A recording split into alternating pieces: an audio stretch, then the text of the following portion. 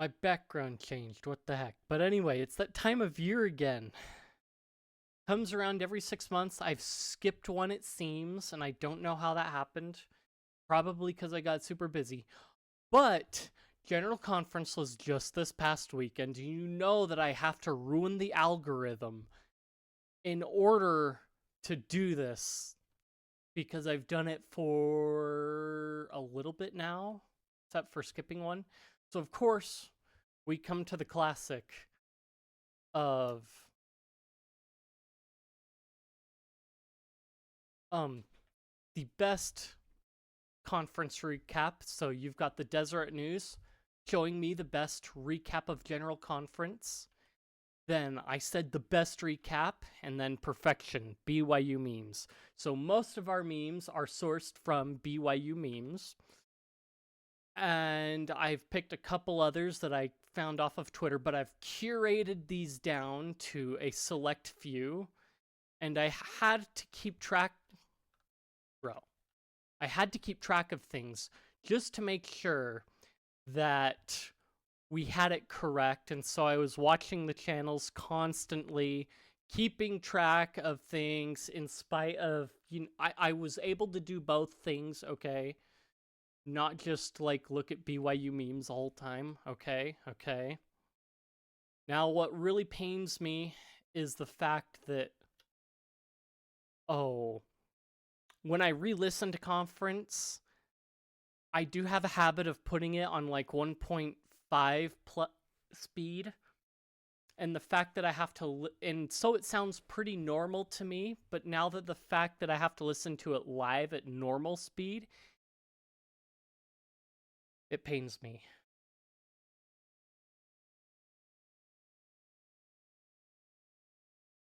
And then, of course, taking notes was not as hard, because usually it was like 1 or 2 points I would write down from each talk, but sometimes I miss the point that was really, I hear the point that's really good, and I forget the point that's really good right when I'm trying to write it down, and so it's like, can you repeat that again? Luckily on YouTube, there should have been a DVR, but we never took advantage of it, because they also broadcast it on YouTube, and I don't know how much the church pays YouTube to tell them to not put ads on the video. I didn't fall asleep. I didn't have any family that fell asleep, although the watch party I went to with people from church, there may have been 1 or 2 people that went to sleep, and we didn't have this for that situation, sadly. So as noted, every time you've got a choir singing at conference, you've got to have those awkward close-up shots, and so this is very indicative of do not look at the camera even though it's 2 feet away from your face. And then finally, of course, the organists. So you've got 2 guys sitting there, but we always think of the 3 or 4-armed monster playing the organ, which would be really cool and very coordinated. So what is really happening, and what my brain thinks is happening? And then finally, for our preamble of conference stuff, when you have the choice to watch conference at home or at the chapel, I'm gonna stay home. As a missionary, this never was too much of an option, because 1, we didn't have iPads, 2, they did broadcast to the church building, and 3, some members still went to there and had, mid-session meals, family meals, so it was kind of interesting. But anyway. So starting off into the first session and memes surrounding there-ish. Elder Holland had a return after not speaking in a conference or 2. After having missed a few conference sessions, Elder Holland the Gray returns as Elder Holland the White. And he gave a banger of a talk. And then, of course, as should happen with every conference when you have a talk, okay, first item today. Oh yeah, has everyone had a personal spiritual experience? I didn't know we were supposed to have one already. You guys think this is a big joke? We've only got a short time before the second coming. I don't want any saints left behind. Personal spiritual experience. If you don't have one, get one. This was closer to the end of the session, but it's like, you haven't had one yet? Get one. And again, so Elder Holland, when he got back up, he noted that he hadn't spoken in a couple of conferences, and that they had a trapdoor rigged underneath him to go off, so if he messed up, he was going to get trapdoored if he didn't give a good enough talk, because obviously last time he didn't give a good enough one. So there was a lot of integrity going on, and someone noted that, like, it just reminded them of Avatar: The Last Airbender. No, an idealist with a pure heart and an unquestionable honor must enter the temple. It has to be you, Zuko. Unquestionable honor? I've made so many mistakes. Yes, you have. You struggled, suffered, but you have always followed God's own path. Through Christ, you've restored your own honor. See, Uncle Iroh just seems like the kind of person that would say that. He's not serious enough to be that kind of a person that can be laid back, but also serious enough to say something like this. So again, more on the integrity train. I've got no regrets versus don't look at my browser history. If you have things in your browser history that way, you are like 15 years behind the curve, because incognito or private browsing was a thing like back then, and it's just become even more so now because you've got browsers now that put private mode inside of a Tor proxy, and so not only are you obfuscating your browsing history, you're also obfuscating traffic from your ISP. But anyway, to keep your integrity, you shouldn't even be thinking about that. You should don't look at my browser history. Don't look at my cache. But even then, it shouldn't save to the cache if you're using private browsing mode. But the important part is the fact that you keep your integrity even in private browsing mode.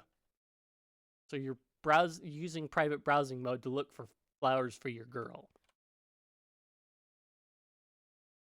So, more on integrity. Sometimes when you are going into church employment or into as a church general authority, you get an interviewer. Is there anything in your past that could bring embarrassment to the church? Me? It's like, which time? Which one do you want? I've got a few posts like that, but anyway. So next, this first session was full of all kinds of temple stuff. Like half the talks were like temple something. So having temples in our communities, this is brilliant. Understanding the real significance of our temple covenants, having temples in our communities, but I like this. Someone commented, and they took the old El Dorado scene of both.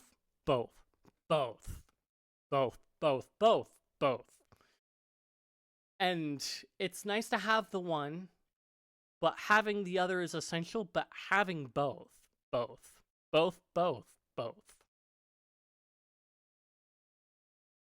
And of course, someone had to mention, when the apostles talk about one of my sins and not the sins of people that I don't like. So the sad situation is that sometimes we get caught up in the whole hullabaloo of feeling guilty, and we want to hear about someone else's problems and feel good about ourselves because someone else's sins that we don't like or know is being talked about. And somewhat I had both experiences where it's like, okay, here's mine, and then here's someone else's. And it's just, I wish some people would get this, and it's like, I didn't quite get that like I should. That gut punch should be something that makes you move forward. And then our good friend Moormonger doing the Lord's work. Elder Gerard, let's talk about integrity. Me and my guilty conscience, I'm a head out. Sometimes you just want to do that. It's like, well, I already feel guilty. I'm out of here. See ya. Okay. Now, the next session, I think I got most of them in order. One or two of them might have been, out of it. Minor technical, like, W's, okay? So, sometimes you get those conference speakers that have a very heavy accent because they're from South America, and they have a hard time saying the Y's. So you've got Elder Alonso. My yoke is easy. Me having problems with his accent. My yoke is easy. Sometimes it's very hard. My joke is easy. Yeah, yeah. I think that's mostly Argentina and somewhere in that region. And then Elder Bednar talking about guiding journalists through the temple, giving a guided tour to journalists in the first batch of temple open house tours, and then an accidental conversion from it, hiding right behind his back. Always. You don't expect it, but it happens. We could put that accidental conversion in quotes. And then, again, another Elder Bednar one, holy places, a blessing from the Lord. A blessing. So, the evening session had some interesting talks. Had one of the lovely sisters that got up and talked about David and Goliath, how he prepared 5 stones. He only used one, and I outlined the 5 different stones that she names. And again, this tells us bring plenty of ammo. Always have your 5 stones of your testimony ready, even if you only use one. But even then, there's a secret 6th one that she brought up. And I would have edited all 6 onto here, which I'll probably do later. But instead of 5 stones, there were actually 6. And then, of course, being a university choir, wow, the sisters in the university choir sure are pretty. It's a choir, not a menu. And then, of course, one commenter had to be like, my sister's in that choir. Watch it. They were watching, and they were looking. And Elder Uchtdorf, of course, with his common aviation metaphors, he made the comment that people keep asking me when I'll mention aviation again, because it's been a few conferences since he's mentioned aviation in a talk. And he finally did. So he talked about the Wright brothers and their first flights and then their father and things like that. So he mentioned aviation and he turned it into a whole talk once again. And he hopes to have to avoid that for another while. Finally, we come to Sunday morning. Do you know why Conference Sunday is the best day of the week? No church on Sunday? Yes, we get to sit at home and eat while getting fed spiritually. And then, of course, you had some talks about God is always in pursuit of saving us. And so we happen to be ashamed of our sins and running away from him. And God is just in relentless pursuit of us. Like, in righteous, relentless pursuit of us. And we've just got so many things that we're worried about that it scares us silly. But then sometimes you have that comforting one of remembering feasting. And while we're feasting on Sunday, listening to the talk, they're telling us to feast on the words of Christ, to consume them like we should. Yes. And then Elder Kieran is the newest apostle that we have in the quorum of the 12 apostles, And he has this brilliant British accent. And so he gets up, gives his talk, and then the next one, Elder Taylor of the 70 gets up. And he's like, I'd like to borrow your accent for a few minutes. And so we have Elder Taylor presenting his economic vision to everyone. We all take Elder Kieran's accent. We take the British apostle's accent. Thank you. That is all. And then Elder Razband got up and talked about how our words mattered. And when you're not mindful of your words... Anyways, I started blasting. So you're just blasting words out into the nothing, mindlessly. Think about what you say. Then Elder Renlin used the metric system on us through his whole talk. Rather than using freedom units, he went meters, centimeters, and things like that. And there are some people that can convert between the two semi-well. And then the rest of America is just like, what am I supposed to do with this? But then you get those gun nuts that are like 9 millimeters? Let's see, how many? Oh, that's that many bullets. Got it. And then Elder Renland again with the metric on a 13 centimeter wave. Of course. But then again, that's how we measure radio waves too, so. And then finally, for our final session. So Elder Godoy of the 70 got up and talked about getting his marriage license and being in South America, being in an area that had some, in a city that had some stuff going on at the time.